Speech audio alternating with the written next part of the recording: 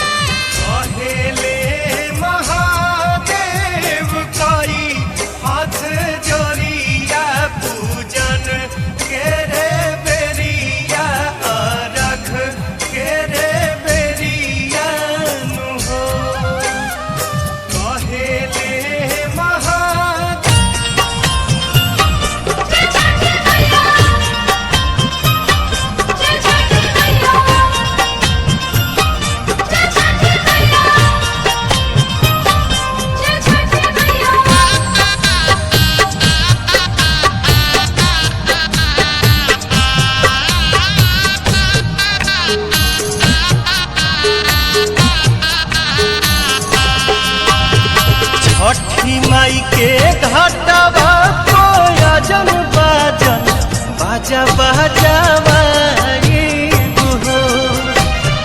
छठी माई के घाटवा कोयजन बाजन बाजा बजावाइबो हो।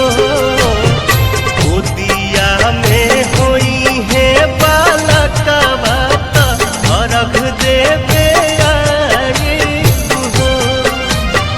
गोदिया में होई है बालकवा त अर्घ देवे आइबो हो।